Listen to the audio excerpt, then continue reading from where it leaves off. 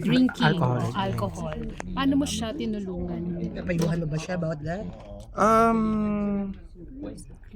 Advices. I just give him the best advice that I can. Pero what he does with it, with the advice, whether he accepts or throws it, it's up to him. Hindi ko alam. Pero behind the camera, close kay ni Barry. Yes, we've become close kami lahat doon sa scenes. Kasi matagal kami magkakasama kung saan bansa kami nagsushoot. So, naging magkakaibigan kami. Posible ba bang magkaroon ng part 2? Kasi may yung kay Daniel parang siya lang muna eh. Hindi ko pa yata pwede kasi pag-usapan eh. Pero definitely there's a possibility. Kasi maraming nabitin. Oo nga, kami din. Tsaka cliffhanger yung ending niya. Wala kayo bagong sharing gagawin? Wala pa bang... Secret! So do you miss doing this? Secret! Do you miss doing series, sir? Do you miss mo gumawa ng mga series?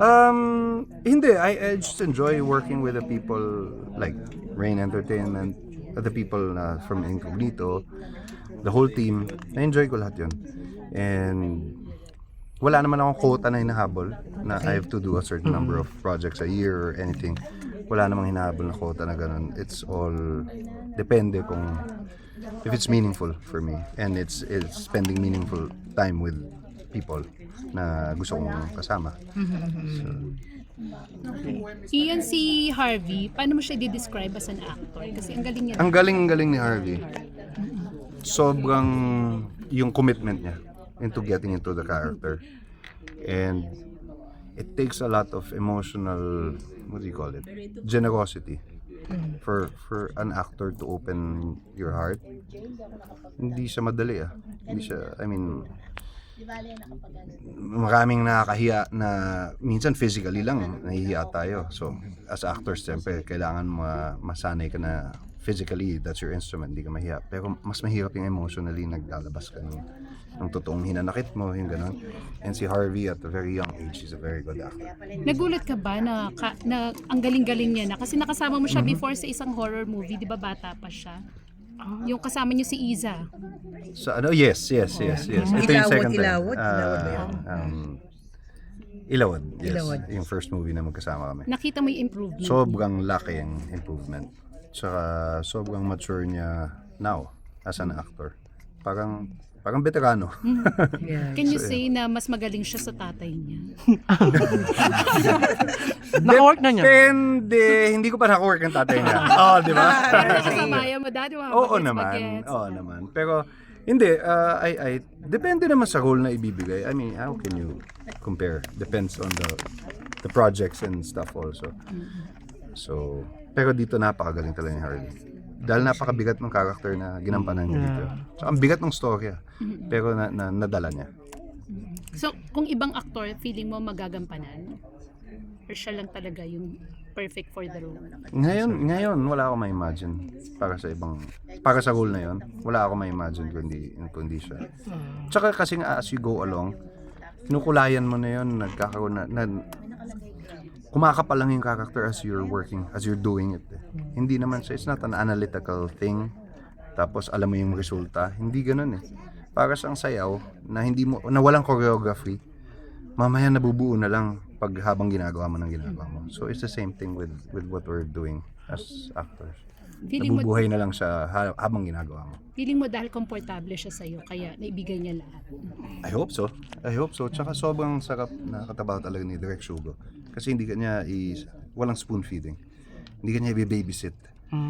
The fact na kinuha ka niya, ibig sabihin may tiwala siya sa'yo. Sa kung paano mo atakihin yung trabaho mo. And binibigyan ka niya ng complete freedom. How you want to interpret your character, how you want to turn the script into a real person. So napakasarap nun. He's an actor's director. Ano pa ang mga next projects mo? Secret pa. Meron ba? Secret. Ayaw ko sabihin. Pero Meron na ba? Show? Oo nga, Sa music, tuloy-tuloy recording. pa rin ako sa music. May album ako nilabas under the name Stephen.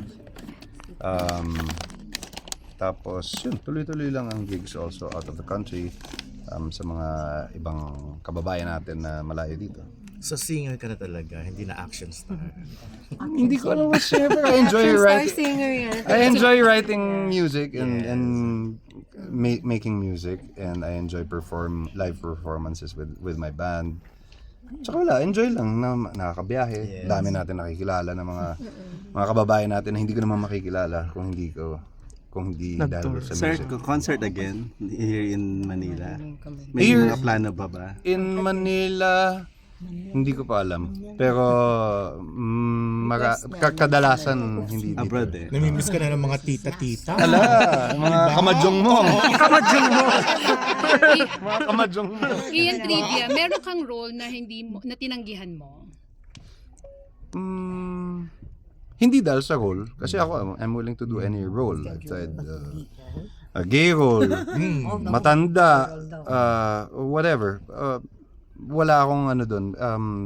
Pero minsan, pag tatanggay man ako sa it's because of schedule or it's because of other things. The script or yung ganon. Pero as an actor, dapat kahit ano eh. So, wala pa naman akong nakikita na hindi ko gustong gampanan. Pero pwede ka pa ba maghubad? Oo, If ever, ayun. hindi required. Alam mo, kung mala ST, wag na. Pero Seiko. Nung kabataan nga natin, hindi tayo dumaan doon eh. Alam nga naman ngayon pa, di ba? Nagkaroon ka ng mga ganong offers. Siyempre, during that time, in the 90s, Ngayon sir, at this time, may mga offer din ba? May mga offers pa. May offer pa ba na gano'n? Pa-sexy. Sexy. Mag-topless or mag-body. Kung meron man, wag na nilang aksayin yung oras nila. Hindi na tatanggihan. Bakit? Saan nanggagaling yung ayaw mo? Bakit ayaw mo? Kasi sabi mo kanina, lahat ng roles kaya mo namang gawin. O saan nanggagaling? May mga ka ba? Apprehension? Wala naman akong sinus-showcase na physical. As an actor, I want to bring the audience to an emotional journey. And paano maging emotional journey yun kung pa-sexy? Di ba? So, yeah. Marami ka lang pasasayahin. Parang unang-una ka na. Oo nga, parang Parang gusto mo mag-produce ng bagong machete. Pwede. Kunyari ko si Jerry. Panahon ni Tita Nitz yun. Oo, Seiko. Oo Describe, nga, bakit? ano ba to? Ano, ayan. nakalimutan wala. Describe the war in one word. 2 words pwede? Oh, sige. Drug war. Immersive. Yung word na ginamit ni Joem tsaka ni Shugo. Yun nga, yung sa cinematography, sa storytelling is immersive. Parang nandun ka talaga. Oh, okay, you're part of the no. Nasabi nga, halos naamoy mo yung dugo. Yeah. Ako last na. Ay, huli na pala eh. Machete. May kinalaman ba sa drug war to?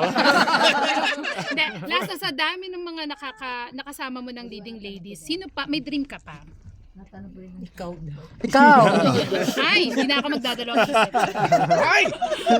Hindi, depende sa sa role eh. Depende sa role at sa director, depende sa script. Hindi siya... Ilagay ko na lang akin na. Alam mo yun, depende sa project. Yun. May binabagayan eh. Kahit meron kang gusto kung hindi naman siya bagay din sa and vice versa. So, Yung parang gusto mong ma-challenge na as an actor, parang gusto mong maka-eksena tong actress na to. parang lagi naman challenging. Kahit nga yung eksena mag-isa ka lang, it's very challenging. Pero dito, ang ganda ng cast. Grabe yung cast nito. Ang gagaling ng mga kasama ko dito. Sobrang sarap magtrabaho pag ganun eh. Kasi walang nangangapa sa inyo. Lahat sila alam nila yung character. Kahit anong mangyari, kahit hindi mag-cut yung director, lahat kayo in character. Sobrang sarap ng ganun. Sir, are you open working with the young actress? Pero ang tema is mid-December love affair. Mas bata yung ninyo. Nananahimik ka. Nahimik ang gabi. Heaven. Pero napaka-dark din ng... Hindi, medyo mas rom-com, mas dramatic, mas love story. Yes, ganyan. depends on the material, on the story, on the director, and of course, it's my job. I like telling stories. Sino yung nakikita yung young actress that you want to work with soon?